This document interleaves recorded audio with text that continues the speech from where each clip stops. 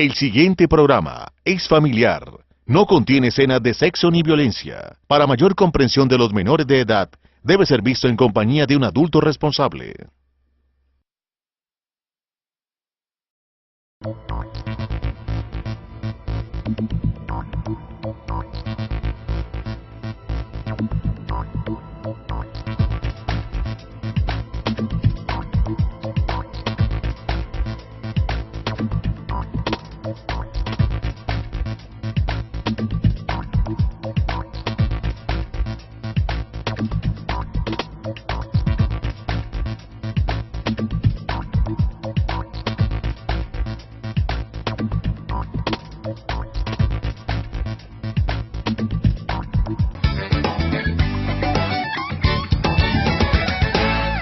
El hospital ha venido implementando una serie de servicios de acuerdo a la demanda que se presenta en la región, y uno de ellos es el de cirugía plástica, estética, en base a una necesidad, a un mercado que hay, pero también en base a la necesidad que tiene la institución de captar recursos de flujo de efectivos, debido a que las EPS cada vez presentan más morosidad. Eso es importante. Entonces, lo que nosotros hemos pretendido con estos servicios como cirugía plástica y como paquete ejecutivo que próximamente estaremos inaugurando, es captar esos recursos y así garantizar el funcionamiento de nuestra institución. Tenemos 2 cirujanos plásticos, había uno, vinculamos otros, se está haciendo una labor de mercadeo, revisamos tarifas para hacer más asequible a las personas que quieren hacerse cirugía, hombres y mujeres, y hemos vinculado a las empresas, a las entidades financieras del municipio para facilitarle préstamos a todas aquellas personas que quieran operarse en el hospital. Estamos en ese proceso haciendo mercadeo con la participación de los mismos especialistas, revisando tarifas, como decíamos, y ajustándolas para que las personas no tengan inconveniente y no tengan que desplazarse a otro municipio, sino que puedan hacerse esos procedimientos en nuestro hospital. Inicialmente, el gobernador de Santander, Richard Aguilar, convocó a las instituciones más importantes hospitalarias del departamento a una reunión en la gobernación. Allí estuvimos ventilando toda la problemática relacionada con la cartera, la morosidad y todos los incumplimientos de las EPS, y se hizo un documento, que yo aquí lo tengo, un documento en el cual se le plantea al ministro todos esos problemas, cuál es la gestión que están haciendo todos los hospitales, y se solicitó una cita. Esa cita se nos fue dada para el día de ayer. Ayer estuvimos 9 representantes del hospital, 9 gerentes de hospitales representando a los 82 que tiene el departamento, exponiéndole al ministro la problemática. El ministro fue muy receptivo, es consciente del problema que hay. De todas maneras, hubo algunos compromisos que se hicieron bien importantes con respecto a eso. Uno de ellos es que el ministerio piensa ajustar, meter en cintura a las EPS del Estado, que son de las más grandes, a Caprecon y a la nueva EPS, para que cumplan con sus obligaciones. De igual manera nos manifestó que la Procuraduría General de la Nación definió ya intervenir más en este proceso y como son de todas maneras en el régimen subsidiado de recursos públicos, obligarlos a que cumplan más con las EPS, con las ESES. También se le propuso nuevamente al ministerio que se revise el tema de algo que llama giro directo.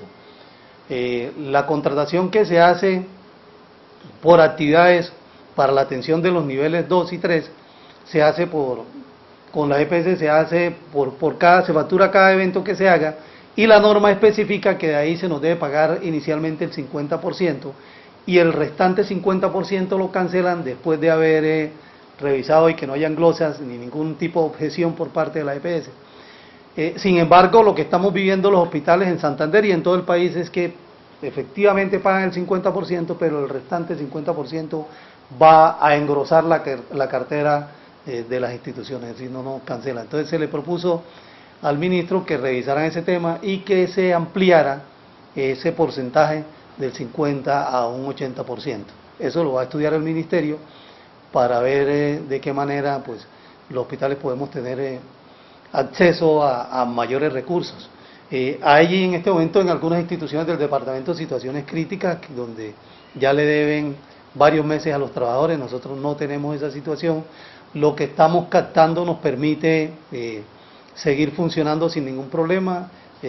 Nos alcanza para cancelar las nóminas que tenemos y nos alcanza también para cancelar los insumos y los otros gastos como servicios públicos, etcétera. Pero de igual manera tenemos una cartera grande que supera los 20.000 millones de pesos y que si las EPS cumplieran con sus obligaciones contractuales, en este momento el hospital estuviera supremamente boyante. A pesar de eso y de toda esa situación, el año pasado arrojamos más de 2.500 millones de pesos de utilidad. Esos recursos que quedan, como lo vamos a explicar en la rendición de cuentas, que están ahí de cartera y que se van captando, se van apropiando para utilizarlos en infraestructura. Ya en la próxima junta directiva se va a incorporar, ya a adicionar más de 1.500 millones de pesos que captamos de deudas de vigencia anterior y que lo vamos a utilizar aquí para realizar algunas obras dentro de nuestra institución. Efectivamente, nosotros tenemos contratación con el régimen subsidiado, con todas las entidades que operan aquí del régimen subsidiado, también con las del régimen contributivo. Con Comeva tenemos un contrato que no abarca algunas cosas, pero Comeva ha tomado la decisión de enviar a los pacientes a otro lado, a que sean atendidos con especialidades que realmente el hospital tiene, que puede prestar aquí perfectamente. Pues nosotros ante eso pues no podemos intervenir como institución, pero sí lo que podemos decir es que estamos prestos y ya se lo hemos manifestado a Comeva personalmente, a que se organice ese contrato y que realmente puedan ser atendidas las personas acá. Hay también, aparte de eso, alguna situación que tuvimos la oportunidad de expresarle al ministro en el día de ayer, y es que algunas EPS del régimen subsidiado han optado por quitarle al hospital la contratación de la baja complejidad. Lo decíamos claramente que existe una ley, una norma que impide que las actividades de promoción y prevención que hacen parte de la baja complejidad no puedan ser contratadas con otras instituciones privadas, sino con la institución oficial, y que para que eso se dé, para que se quite esa contratación, debe existir un documento en donde se demuestre que el hospital no cumple con esas obligaciones y con esas actividades que le corresponden. Nosotros siempre hemos demostrado que estamos cumpliendo con eso a todos los niveles, pero sin embargo han optado por eso, hace 2 años Café Salud, año y medio, y ahora se está hablando que probablemente otra EPS lo va a hacer. Eso lo denunciamos y quedó pues previsto allá de que se va a revisar por parte del ministerio a ver cómo se pueden meter en cinturas a estas EPS y cumplan con esa norma. Eso afecta el flujo de efectivo de la institución, porque la baja complejidad sí la pagan el 100% y son unos recursos que tienen seguros los hospitales que le llegan mensualmente. Entonces eso nos reduce en algunos millones el ingreso efectivo a la institución.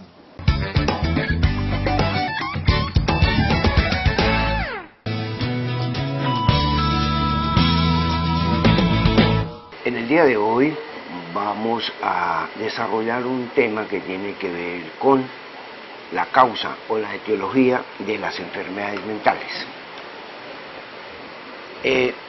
Vamos a empezar señalando que el comportamiento de los seres humanos, es decir, a lo que nosotros podríamos asignarle la definición de comportamiento normal, depende de varios factores.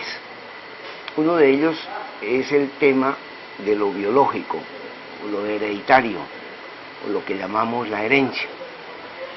Eso está contenido en lo que llamamos el plasma germinal. El segundo elemento es lo que llamamos las relaciones de objeto, que hacen referencia a la forma como el individuo, desde que nace, se pone en contacto con el mundo. A través de esos elementos, el individuo va adquiriendo enseñanzas, aprendizajes, conocimientos que se van dando a lo largo del ciclo vital. Y el tercer elemento es el medio ambiente.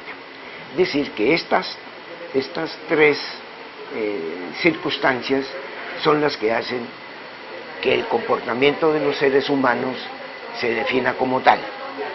Igualmente, la enfermedad mental es una alteración en el proceso de salud que está determinada por los tres factores que anteriormente señalé, es decir, lo biológico hereditario, las relaciones de objeto y el medio ambiente en el que se encuentra inmerso el individuo. Hay que separar de un comienzo todas las enfermedades mentales que tienen que ver con las alteraciones estructurales del sistema nervioso central. Me explico. Hay condiciones de salud como por ejemplo un tumor cerebral, una neoplasia cerebral, una infección en el sistema nervioso central como una encefalitis de tipo viral o de tipo bacteriano, una circunstancia de tipo metabólico, un traumatismo cráneoencefálico, una enfermedad de tipo vascular, que tienen en común algo que tenemos que tener claro los médicos, y es que todas estas alteraciones estructurales del sistema nervioso central se empiezan a expresar a través de alteraciones de la conducta o del aparato mental.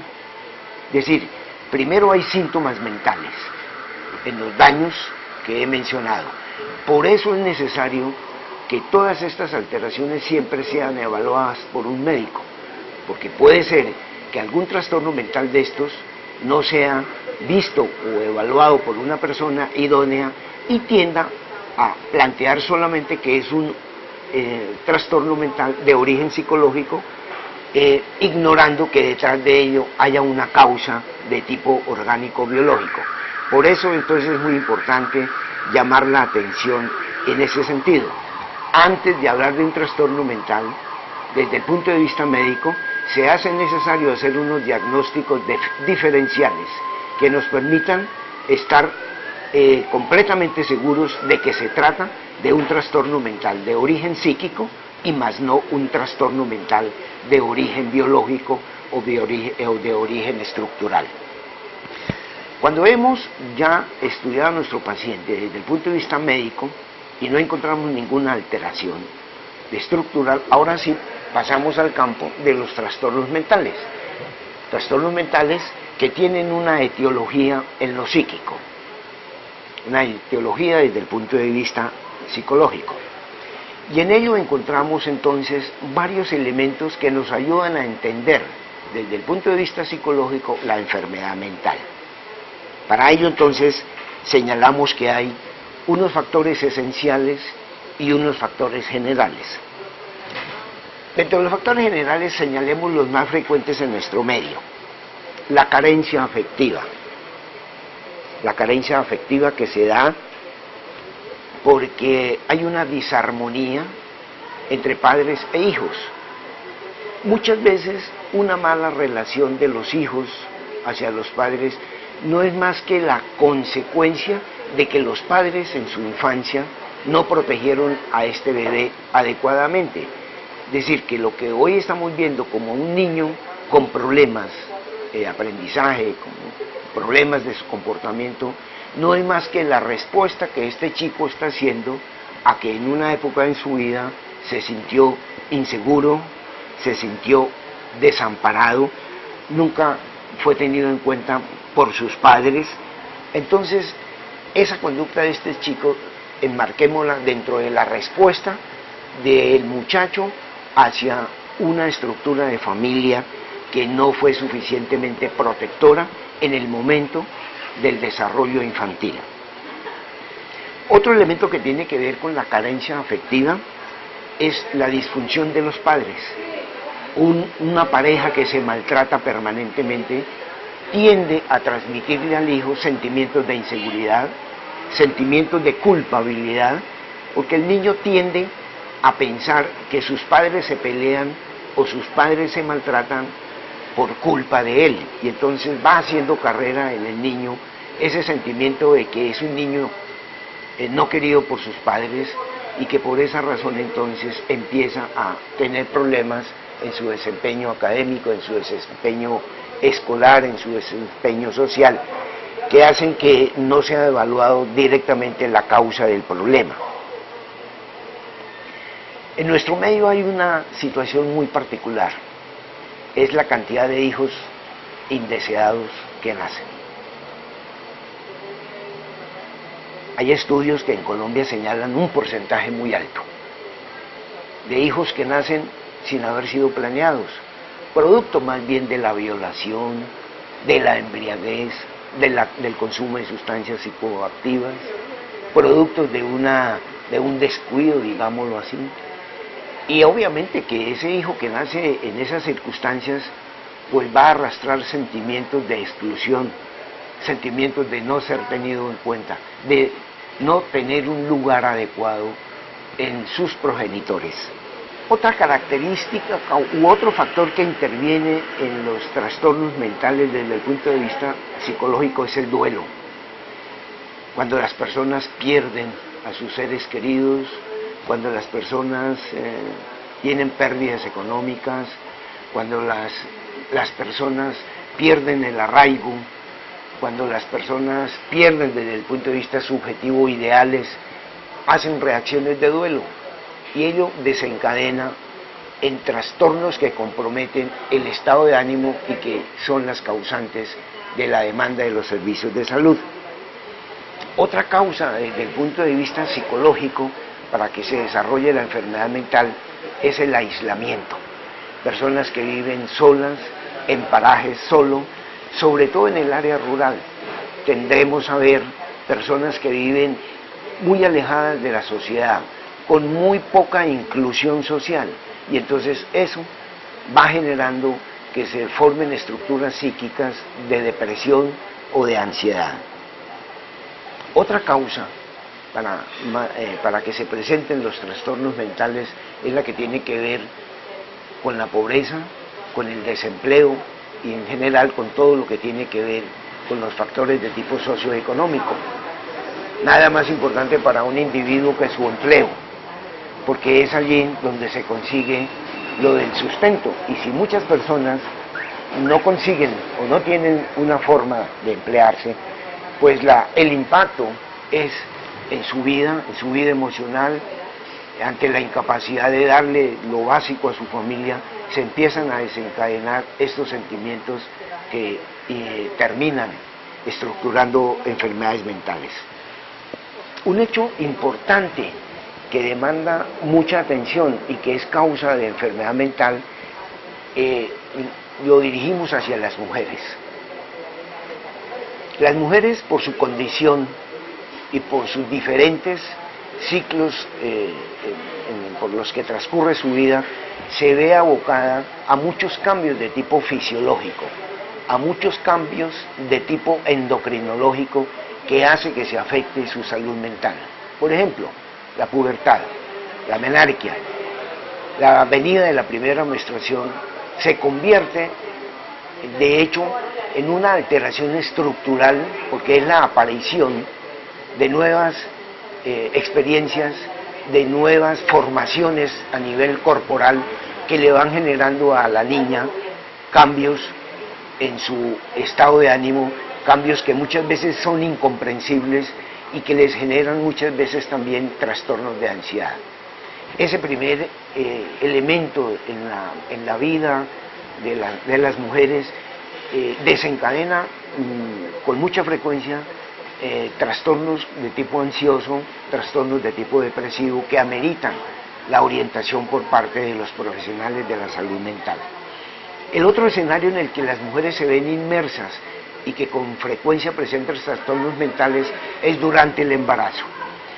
Durante el embarazo hay muchos cambios de tipo endocrinológico que son factores de riesgo para desencadenar trastornos depresivos. Importante señalar también que en el parto y después del parto muchas mujeres hacen o presentan trastornos afectivos, trastornos depresivos, trastornos ansiosos. Por eso dije entonces en el comienzo que las mujeres tienen una condición muy especial por su condición biológica, tienen un factor de riesgo a que se presenten con más frecuencia los trastornos mentales, habida consideración de los señalamientos que acabo de hacer. Otro elemento que tiene que ver con el desencadenamiento de los trastornos mentales es el de la fatiga, es el del cansancio, es el de someterse a agotadoras jornadas laborales sin descansos adecuados. Ello va posibilitando que se debilite el yo, que se debilite la capacidad de integración del yo, y entonces deba recurrir a esta persona a la utilización de muchos mecanismos de defensa para poder sostener ese nivel de vida que ha encontrado que le es difícil debido a la excesiva carga laboral o a la excesiva demanda que el medio ambiente ejerce sobre él. Otro tema importante que genera trastornos mentales son los desastres.